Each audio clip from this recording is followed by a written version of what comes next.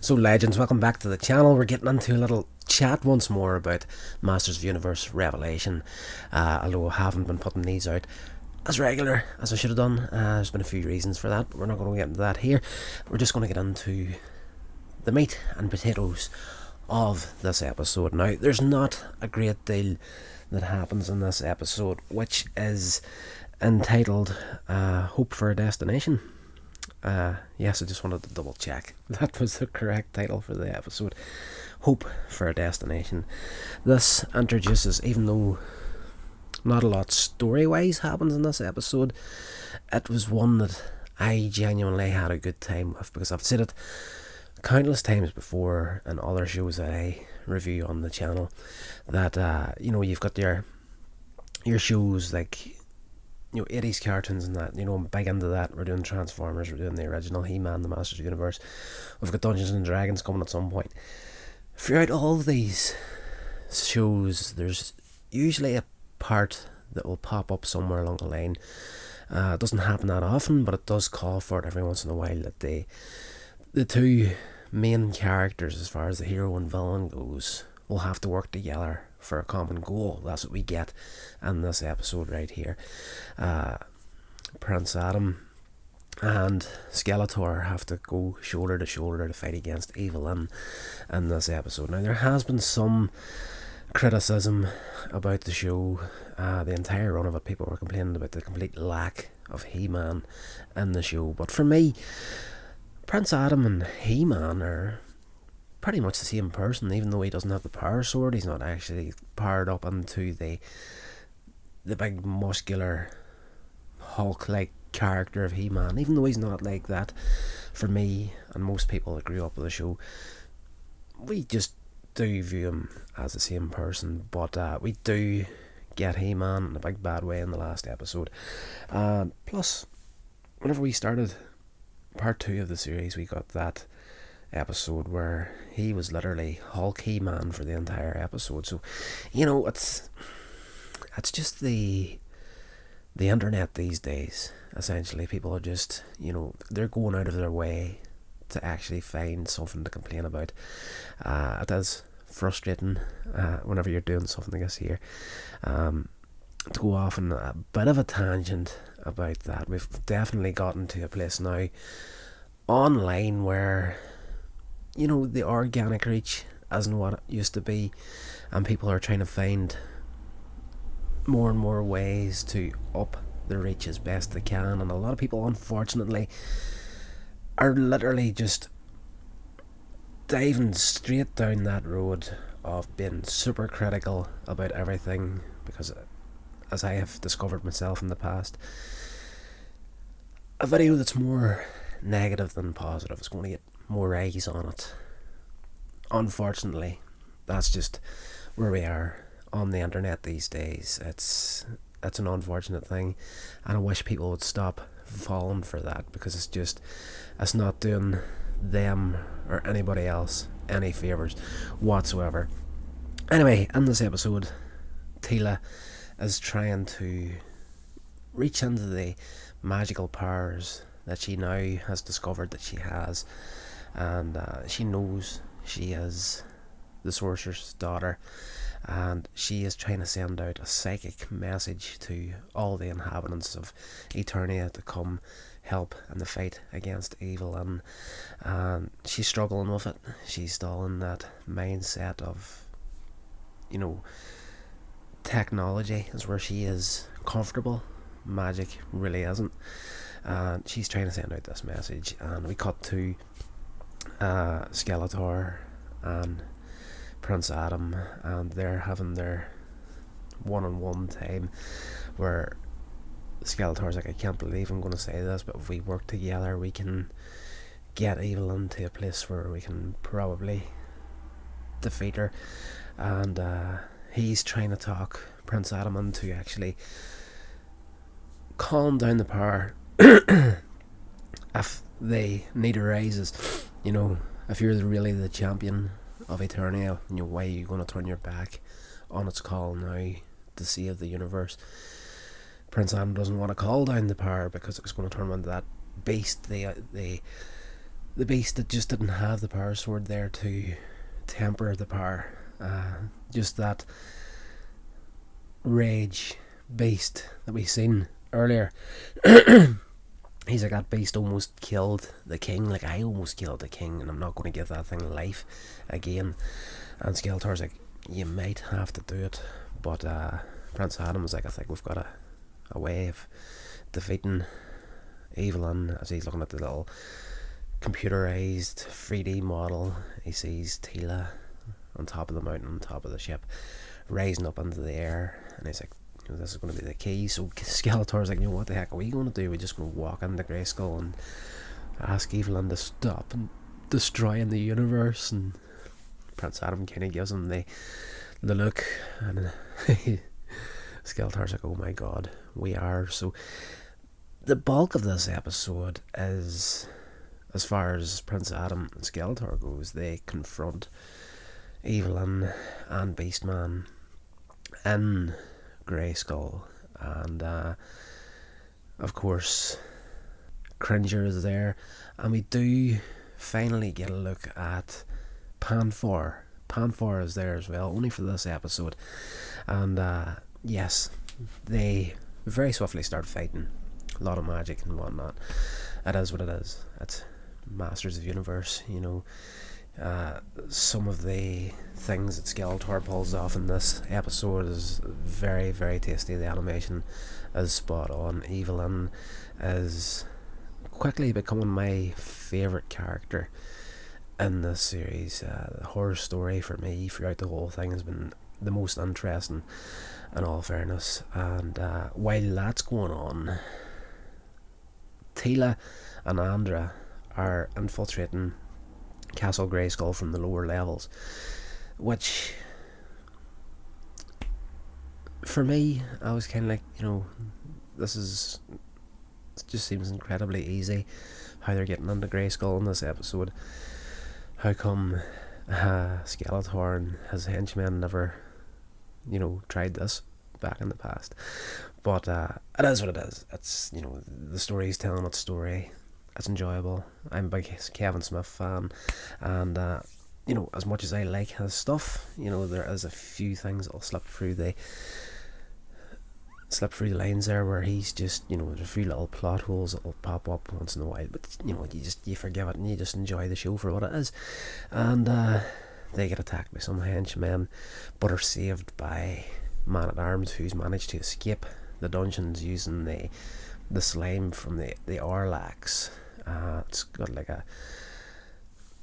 got properties that could short out the mechanism of the cell that he was in, so he did that, and Andra commented she would have done the same thing, so they're connecting on the technology side of things. So the three of them join forces to try and get up to fight against Evelyn, but Man-at-Arms, knowing exactly who Teela is, what she needs to do, points down towards the store, and he's like, your destiny lies that way, we have to go this way. Now there's a nice little sequence between Man-at-Arms and Teela in this episode where she kind of starts to break down a little bit, and she just, dad, she calls him dad multiple times in this episode, which was really nice, having seen what happened earlier in the series. And it's one of those moments where she needs the counsel of a parent, and Andra catches this straight away, and she gives Man-at-Arms a look and tells him, I'll hold off the bad guys right here, you go sort out your daughter, she needs your help right now.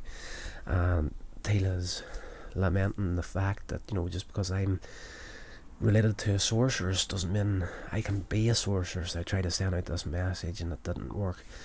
And Man-at-Arms tells her, he's like, it did work because I heard you as clear as I can hear myself speaking to you right now, and it was amazing, and it reminded me of your mother. So they have that nice, beautiful little moment that you've been waiting for throughout the entire series. We got a little glimpse of that on the boat when they were heading towards Subternia,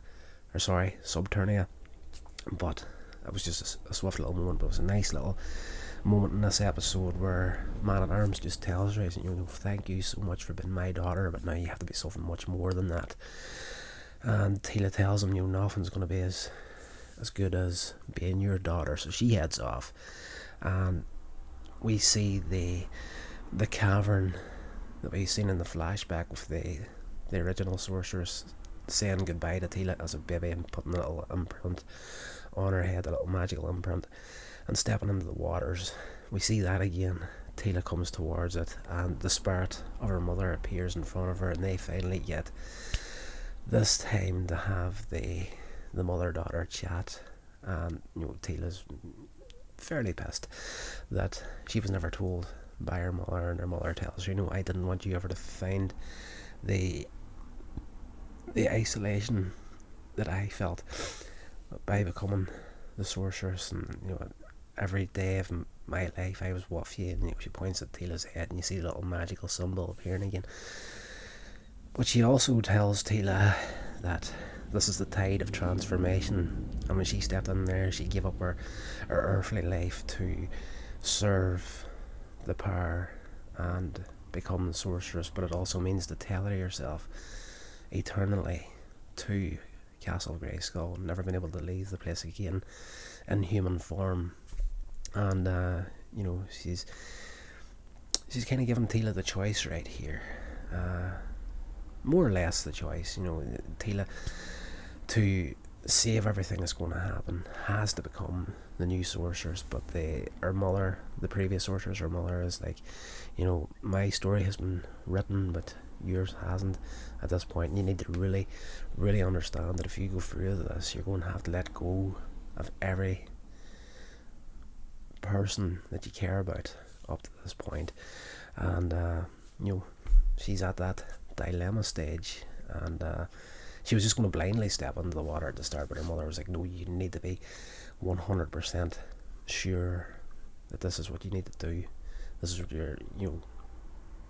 every ounce of you has to be on board with this before you step into the waters. And it's just, it's a well told story. Say what you want about Kevin Smith and his stuff. Like, there's a guy I work with that absolutely fell in love with this series, and he texted me. He's like, Revelation was, I'll not use his exact words because they were quite colourful and I can't say them online anymore. It's like, Revelation was absolutely fantastic, let's just put it that way. And knowing what I know about him and his point of view on Kevin Smith, I was just like, yep. Texting back, yep, Silent Bob did good.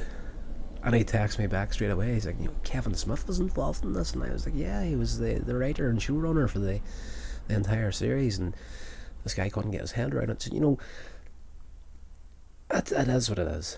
It's a fantastic little episode. But outside of Grayskull, the little story we get here is basically the king and queen patching up their differences.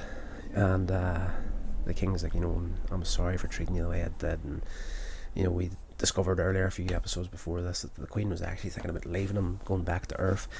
But they patch up their differences, and they're going to live for each other the way they always did. And the whole palace guard is there, ready to attack Grayskull. And then we see pretty much every people all the people of Eternia turning up to engage in the battle as well. And the king is like, what the heck did Tila put in that message? And the queen is like, a little bit of magic. So back in the main chambers of Grayskull, Prince Adam, Skeletor, and Beastman, almost forgot about Beastman, along with Evelyn, they're still engaging in battle. Evelyn is like, there's some dark things that are said on her part in this episode. She has, through a vision earlier in the episode, she's seen the beginning of time, the beginning of creation as far as Eternia goes, and she sees this goat on the edge of this riverbank, and a serpent bites it, kills it, and then Sor comes down, lifts the serpent, but it bites Sor the eagle. which is essentially God in this universe, and kills it, and it falls. Sword falls into the river, and there's a huge blinding light, and the vision finishes there. And she's like, she did say previous to the arrival of Prince Adam and Skeletor, is like, I just witnessed the death of God at the beginning of time. We've been on our own ever since. And she's really gone down that dark path right here of where she has been physically and mentally abused by Skeletor. She's got so much hatred for him, and she's like, I've killed you 1,000 different ways in my mind since you lifted me out of the slums. And she's like, even whenever you did die, you didn't die, you were still there like a tick, feeding off my life energy to get a life for yourself again. And she's like, since we just know that killing you doesn't kill you, I'm just going to have to destroy everything else. So she's intent at this point to actually end everything, end the entire galaxy, or the entire universe, to end her own personal suffering as well. She's in a really, really dark place, and such a great storyline for her. So good. So when the armies are ready to attack Grayskull, she realises what's happening, and she stops everything she's doing in there. She's like, I'm sorry, excuse me, there's a planetary uprising, I'm going to have to stamp out here before I can do whatever I want to do here. And Prince Adam was like, you destroyed Paternia before their eyes. There's very few people, if any, on Eternia that's going to back you up here, apart from Beastman.